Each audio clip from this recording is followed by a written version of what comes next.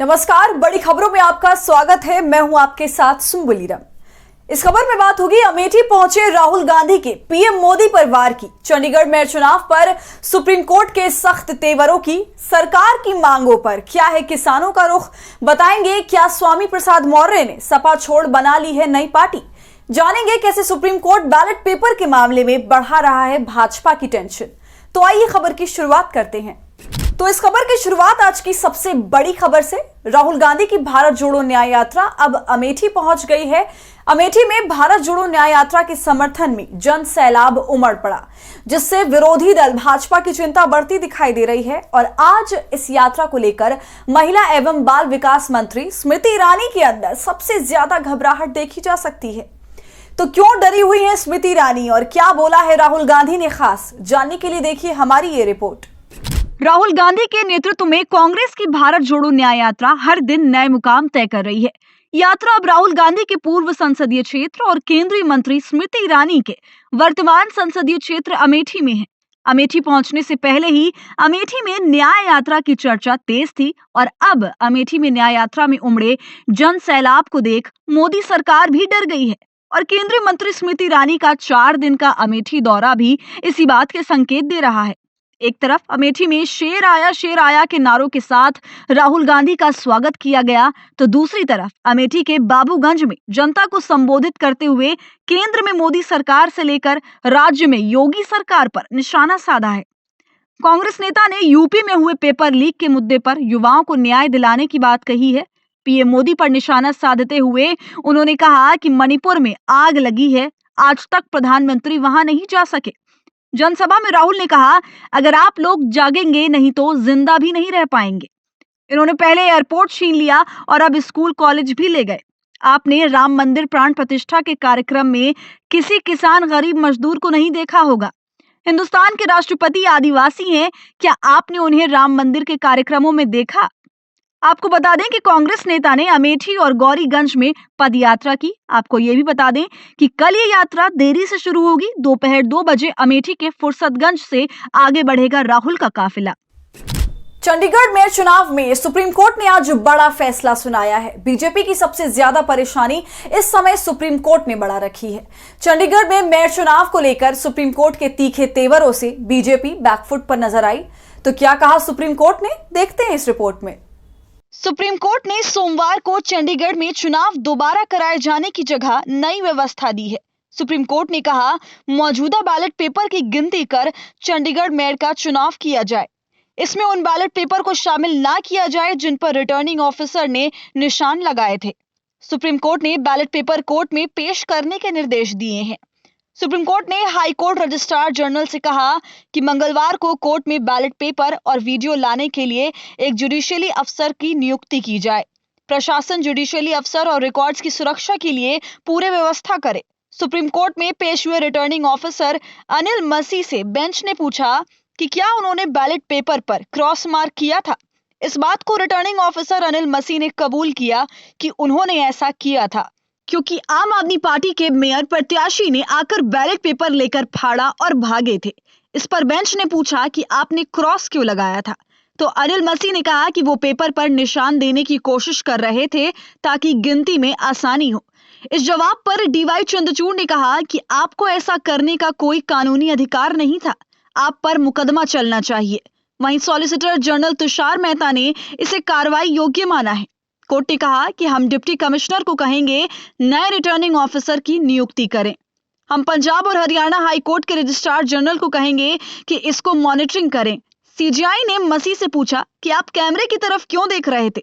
इस पर मसीह ने कहा कि वहां बहुत शोर हो रहा था, पार्षद कैमरा चिल्ला रहे थे, तभी मैंने उधर देखा कि क्या बात है।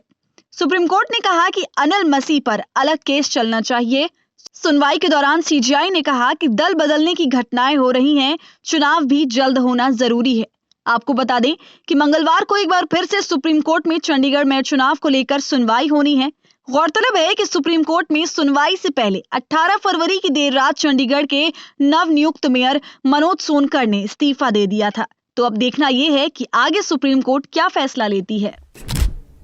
किसान एमएसपी की मांग कर रहे हैं तो सरकार बहानेबाजी कर रही है। किसानों ने मोदी सरकार के प्रस्ताव को खारिज करते हुए दिल्ली चलो का ऐलान कर दिया है। 21 फरवरी को किसान एक बार फिर दिल्ली कूच करेंगे। तो क्या था केंद्र सरकार का प्रस्ताव जिसे किसानों ने कर दिया है खारिज? देखते हैं इस रिपोर्ट में। पिछले 6 दिनों से पंजाब हरियाणा के किसान सड़कों पर प्रदर्शन कर रहे हैं। एमएसपी को लेकर उनकी मांग है कि फसलों की कीमतें स्वामीनाथन आयोग की रिपोर्ट के आधार पर तय की जाए और इसी मांग को लेकर किसानों ने दिल्ली कूच का ऐलान कर रखा है। किसान पंजाब हरियाणा के शंभू बॉर्डर पर अड़े हुए हैं। इसी बीच केंद्र सरकार के मंत्रियों के साथ किसानों की बातचीत भी चल रही है। सरकार की तरफ से किसानों को कॉन्ट्रैक्ट फार्मिंग का प्रस्ताव पेश किया गया था, जिसके मुताबिक सरकार मक्का, कपास, अरहर और उड़द पर एमएसपी देने को तैयार है और अगले 5 साल तक चारों फसलों की खरीद सरकारी सभाओं के जरिए होगी। इसके लिए एनसीसीएफ से 5 साल के लिए कॉन्ट्रैक्ट होगा। सरकार के इस प्रस्ताव को लेकर आज खनौरी बॉर्डर पर किसानों की मीटिंग हुई, जिसके बाद किसानों ने सरकार के प्रस्ताव को ठुकरा दिया है और किसान एमएसपी की गारंटी को लेकर अपनी मांग पर अड़ गए हैं। संयुक्त किसान मोर्चा ने 21 फरवरी को दिल्ली कूच का ऐलान किया है। 19 और 20 फरवरी को किसान आंदोलन विश्राम में रहेगा और 21 फरवरी को आंदोलन फिर से शुरू होगा।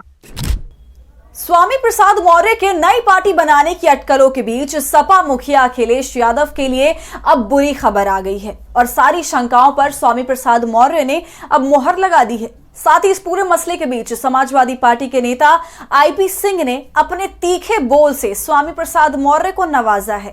तो क्या है पूरा मामला, देखिए हमारी इस पर खास रिपोर्ट। स्वामी प्रसाद मौर्य ने नई पार्टी बना ली है। अब उन्होंने सपा का साथ सच में छोड़ दिया है। आपको बता दें, मौर्य की नई पार्टी का नाम राष्ट्रीय शोषित समाज पार्टी होगा। पार्टी का झंडा लॉन्च कर दिया गया है। स्वामी प्रसाद मौर्य ने 22 फरवरी को दिल्ली के तालकटोरा स्टेडियम में एक रैली को भी संबोधित करने का फैसला लिया है। वो राहुल गांधी की भारत जोड़ो न्याय यात्रा में भी शामिल होंगे, ऐसा बताया जा रहा है। आपको बता दें कि मौर्य ने नई पार्टी के गठन के साथ उसके झंडे की तस्वीर भी मीडिया से साझा की। उनकी इस नई पार्टी में कौन कौन रहेगा ये अभी तक स्पष्ट नहीं हो सका है, लेकिन बताया जा रहा है कि ये पार्टी 2013 में बनाई गई पार्टी है। अलीगढ़ के रहने वाले साहिब सिंह धनगढ़ ने इस पार्टी को बनाया था। साहिब सिंह धनगढ़ 1993 में बीएसपी से विधानसभा चुनाव लड़े थे। वे 2002 में सपा से लड़े थे। बीच में बीएसपी से लोकसभा का चुनाव भी लड़े थे। 2013 में उन्होंने आरएसएसपी बनाई। 2014, 17, 19 का चुनाव इनकी पार्टी लड़ी थी। 2020 में इन्होंने इंडियन डेमोक्रेटिक अलायंस यानी आइडिया बनाया, जिसमें कई छोटे मोटे दल शामिल हुए। इस अलायंस ने 2022 का चुनाव लड़ा था। साहिब सिंह धनगढ़ भैया जी इस पार्टी के फाउंडर हैं। वहीं समाजवादी पार्टी के नेता आईपी सिंह ने स्वामी प्रसाद मौर्य पर निशाना साधा है। उन्होंने स्वामी प्रसाद मौर्य को नेवला बताया और जम के बरसे भी। उन्होंने सोशल मीडिया प्लेटफॉर्म एक्स पर ट्वीट करते हुए लिखा है कि नेवला ने आखिर अपना रंग उजागर कर दिया। उसके समर्थन करने वाले उसका झंडा ढोने में तन मन धन से जुट जाएं। नेवला की पार्टी बनाने की तैयारी थी। उसकी गुप्त जानकारी हमारे पास निरंतर आ रही थी, पर हमारी पार्टी के कुछ नेता मानने को तैयार नहीं थे। 80 प्लस की उम्र में उनके सिंबल पर उनकी बेटी भी चुनाव नहीं लड़ेगी। बीजेपी की एक और बी टीम बन गई। मोदी सरकार के बाद सबसे ज्यादा सवाल अगर किसी पर उठ रहा है तो वो है ईवीएम। विपक्ष ईवीएम की जगह बैलेट पेपर से चुनाव करने की मांग पर अड़ा हुआ है और लगातार गुहार लगा रहा है। और अब चुनाव आयोग ने भी बैलेट पेपर से चुनाव कराने को लेकर बड़ा बयान दे दिया है। साथ ही कांग्रेस ने भी इस मुद्दे पर बड़ा फैसला किया है।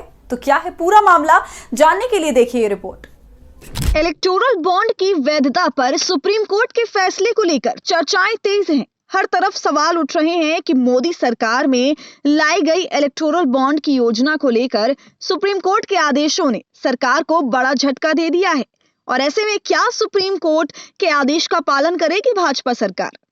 इसी बीच चुनाव आयोग के बयान ने मामले में सरगर्मी बढ़ा दी है। बीते दिन मुख्य चुनाव आयुक्त राजीव कुमार ने ईवीएम को लेकर बड़ा बयान दिया है, जिसके बाद मोदी सरकार हिल सी गई है। दरअसल इलेक्टोरल बॉन्ड के मामले में चुनाव आयोग का मत जाहिर करते हुए राजीव कुमार ने ईवीएम पर सवाल पूछे जाने पर कहा, फैसला आने दीजिए, अगर जरूरत पड़ी तो अदालत के निर्देश के मुताबिक बदलाव किए जाएंगे। उनके इस बयान से एक बात तो तय है कि ईवीएम की जगह बैलेट पेपर से चुनाव कराने की मांग को स्वीकृति मिलने के आसार नजर आ रहे हैं। कयास लगाए जा रहे हैं कि जल्द ही विपक्ष की मांग पर और ईवीएम को लोकतंत्र के लिए खतरा बताने वाले आरोपों पर कार्रवाई हो सकती है और अगर ऐसा हुआ तो मोदी सरकार खतरे में आ जाएगी। इस बार 400 पार का नारा फेल हो जाएगा और इसलिए मोदी सरकार की घबराहट बढ़ती ही जा रही है। वहीं इलेक्टोरल बॉन्ड के मामले में चुनाव आयोग को पारदर्शिता के पक्ष में बताते हुए मुख्य चुनाव आयुक्त ने कहा कि इलेक्टोरल बॉन्ड स्कीम को लेकर चुनाव आयोग सुप्रीम कोर्ट के निर्देशों का पालन करेगा। चुनाव आयोग के इस बयान ने इलेक्टोरल बॉन्ड से लेकर ईवीएम तक मोदी सरकार के मंसूबों पर पानी फेर दिया है। तो अब कैसे बचाएगी मोदी सरकार काले धन को सफेद करने वाले उन उद्योगपतियों को या फिर आगामी लोकसभा चुनाव में अपने वोट बैंक को, ये देखने वाली बात है। तो पूरी वीडियो पर क्या सोच रहे हैं आप, हमें कमेंट कर जरूर बताएं। इस वीडियो को लाइक और शेयर करना ना भूलें और हमारे चैनल को सपोर्ट करने के लिए थैंक्स बटन के जरिए हमारा सहयोग करें या फिर ज्वाइन बटन का इस्तेमाल कर हमारी टीम का हिस्सा बनिए। अगर अब तक आपने हमारे चैनल खबर अड्डा को यूट्यूब पर सब्सक्राइब नहीं किया है तो इसे अभी कर लें।